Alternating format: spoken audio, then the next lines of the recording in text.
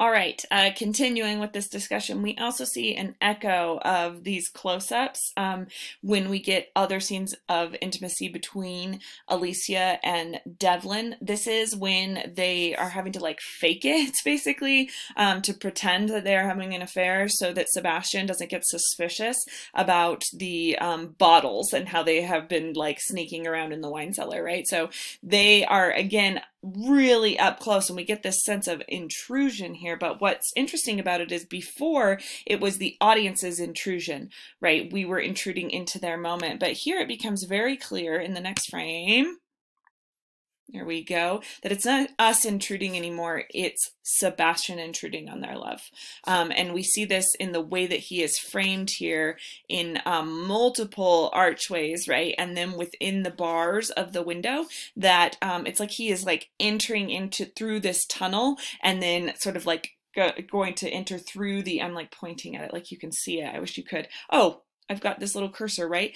That he's entering through this square right here to intrude on this moment. And what's interesting is that by juxtaposing this moment with Sebastian, we start to question the honesty of the moment, right? We're thinking, who is this moment for? And is there any way to see this moment now as totally personal, or has everything been sort of interjected and interrupted by the political? And that's like the great irony of this movie, and the reason that I think this movie has these two layers of suspense.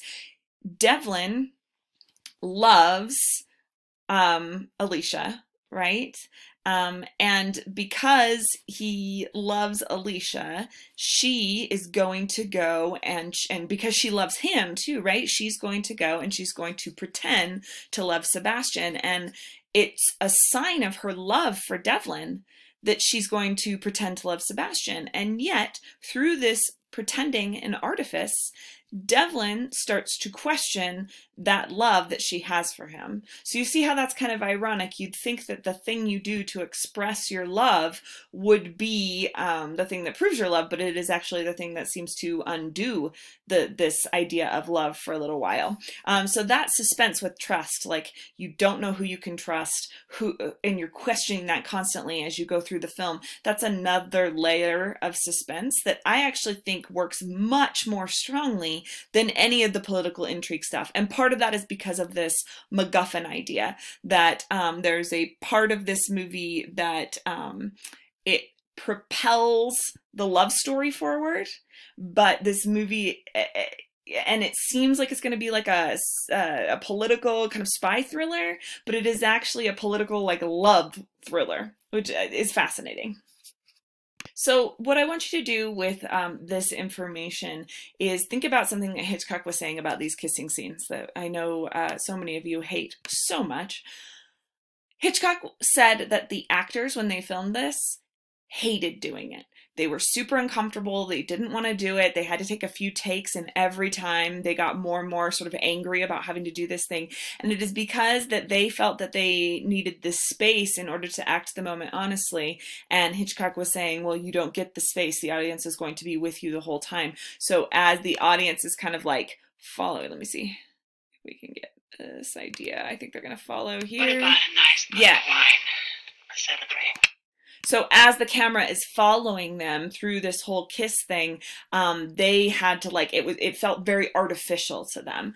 But that didn't matter to Hitchcock because what he wanted to get at was the emotion of the scene. It didn't matter if it looked unrealistic or if the setup for it was unrealistic, as long as the emotions created from that image and that camera movement were honest and true.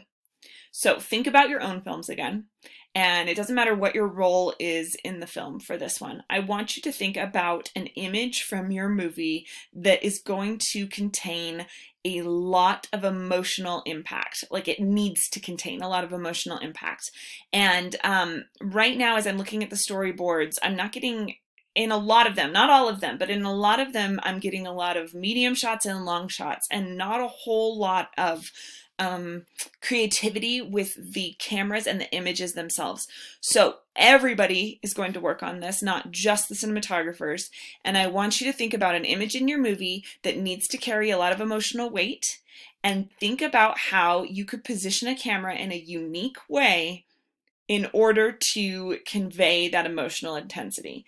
It doesn't need to look realistic to our eye. The camera doesn't need to be mimicking how we would actually see the scene. How are you going to create that emotion? And I want you now on your notes to draw that image the best you can. Now, if you're not great at drawing angles or anything like that, that's okay, because underneath the image, you're going to tell me the camera angle, camera distance, and any other focus, any other kind of characteristics of the shot that we need to know in order to understand how the visuals are matching up with the emotions of the scene. So one more time, drawing a single image from your film with a unique way of seeing that image, a unique camera setup, and then explaining underneath why that's effective. Okay, pause the video and do that. Okay, and I want to add to this one more way that Hitchcock finds of making these visuals interesting and making the visuals have a kind of like thematic meaning to them without being totally obvious with it, is the way that he frames the images within the frame. So right here, we are blocked off, and the mother, in this next shot, it's clear too, the mother is sort of framed within this shot. Here is one where Alicia is framed within a doorway, and then within that doorway, within the curtains, right? So there's two sets of frames there. And even her dress is kind of frame-like when you think of how boxy it is. And here's another one where she's framed within a door. And I like this one because she's sort of trapped and framed between the two family members here, her husband and his mother, right? And she kind of, this reminds me of the stuff that we watched with Knives Out. She is sort of the background image here to these two sort of imposing figures. And of course the butler too is sort of lined up with Sebastian. So I think that this is a super interesting way of showing how she's boxed in and how different people are boxed in by the roles that they are meant to play. And then it's another way of looking through a lens, always kind of being aware that there is, especially in this one, that there are layers of biases in our perspectives as we look at and try to understand a character. So what I want you to do now, one more image that I want you to draw, I want you to use this 1000 frames of Notorious site. If you just Google 1000 frames of Notorious, you will find it. It will be the first thing that comes up. I want you to use that to find a couple, where is it now?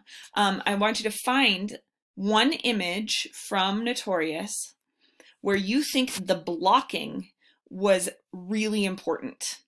Blocking, again, is different characters' relationship with each other in the frame and with the objects in the frame. So for example, let's just look at one randomly. Here we've got the blocking where the water is right up front. They are sort of in the middle of the screen. They're on the mid plane here, but they are lined up with each other, showing a kind of equality. But there is somebody back here that kind of breaks up the space between them. So it kind of shows how they are not totally connected in this moment. And that's just randomly. I swear I just randomly chose a shot. So choose a frame from that website and draw it on your page, and then tell me why the blocking in that scene was so important. Okay, and I think the last thing to think about with this movie, I mean, not the last thing to think about with the movie in general, but for today, the last thing we should think about in kind of tricks or tools that we can use to apply to our own films is the way that Hitchcock writes the villain in this. Sebastian is technically our villain. Obviously, he wants to blow up the world, like he's a villain, for sure.